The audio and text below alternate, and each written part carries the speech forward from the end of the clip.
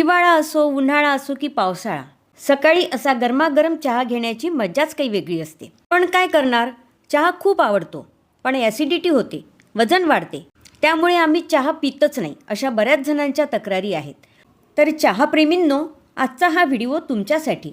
चहा सोडण्यापेक्षा चहा बनवण्याची थोडी पद्धत बदला.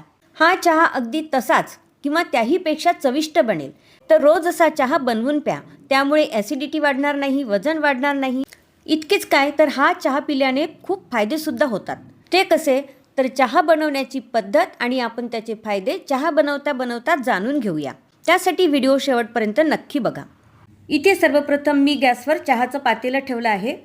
आरोग्याच्या दृष्टीने शक्यतो चहा स्टील किंवा पितळेच्या भांड्यात बनवायचा.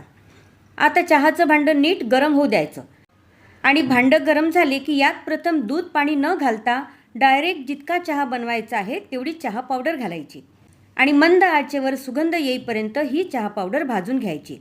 बघा, असे केल्याने चहा जळकट होणार नाही, तर भाजलेली चहा पावडर वापरल्यास चव आणि फायदे दोन्ही वाढतात. अशा प्रकारे चहा पावडर भाजल्याने काय होतं, कॅफीनची पातळी कमी होते, ॲसिडिटी पण होत नाही. तसेच त्यामध्ये एल-थिनिन हे अमिनो आम्ल असते, जे आराम देते आणि सुस्ती न आणता तणाव कमी करण्यास मदत करते. तसेच चहा पावडर भाजल्यामुळे चहाची आम्लता कमी होते, ज्यामुळे तो पोटासाठी सौम्य आणि पचनास मदत होते. काही संशोधनात असे सूचित केले आहे की यामुळे रक्तदाबसुद्धा कमी होऊ शकतो. असे बरेचसे फायदे ही चहा पावडर भाजून घेतल्याने होतात. म्हणून सर्वप्रथम चहा पावडर भाजून घेणे खूप आवश्यक आहे. आता भाजता भाजता बघा, मस्त सुगंध येत आहे. चहा पावडर छान भाजून झाली की यात टाकायचा गूळ.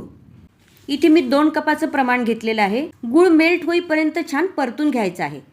मी शक्यतो साखर कमी वापरते, म्हणून इथे गुळाचा वापर केला आहे. तुम्हाला जर गुळाच्या ठिकाणी साखर वापरायची असेल तर तुम्ही साखर घालून ती ब्राऊन आणि मेल्ट होईपर्यंत छान परतून घ्यायची आहे. म्हणजे चहाचा जो स्वाद आहे ना, तो कॅरमल टी सारखा येतो आणि या प्रक्रियेमुळे चहा हृदयासाठी पण फायदेशीर ठरतो. आता इथे बघा, कमी गॅसवर गूळ आणि चहा पावडर मस्त मिक्स झाली आहे, छान एकजीव झाली आहे. आता यात टाकायचे आवश्यकतेनुसार दूध आणि पाणी. दूध गरम करून घाला, म्हणजे गुळाचा चहा फुटणार नाही आणि चमच्याने फिरवत राहायचे. तुम्हाला हवे असल्यास या स्टेजवर तुम्ही आलं किंवा विलायची पावडर घालू शकता, पण हा चहा असाच छान लागतो. परंतु तुम्हाला जर सर्दी खोकला असेल तर तुम्ही या स्टेजवर आलं, काळी मिरी किंवा तुळशीचे पानं घालू शकता. त्याने रोगप्रतिकार शक्ती वाढते. परंतु चहा मात्र याच पद्धतीने बनवायचा. आता या चहाला नीट 1 मिनिटे उकळू द्यायचा आणि छान उकळी आली की चहा गाळून घ्यायचा. तर बघा, इथे काय मस्त दिसत आहे चहा. तर इथे मी गॅस बंद करते. तर इथे आपला मस्त गरमागरम फक्कड चहा तयार आहे. हा चहा गुणकारी तर आहेच, परंतु चवीला अप्रतिम लागतो. जर तुम्ही हा चहा प्यायले तर दुसरा चहा विसरून जाल आणि चहा घेतल्या घेतल्या बघा कशी तरतरी येते, फ्रेश वाटते. पण सोबतच आरोग्याच्या दृष्टीने 2 टिप्स जाणून घेणे खूप महत्त्वाचे आहे. ते म्हणजे दिवसातून 2दा चहा घ्या आणि जेवणानंतर लगेच चहा घेणे टाळा. या गोष्टी लक्षात ठेवा आणि मस्त चहाचा आनंद घ्या.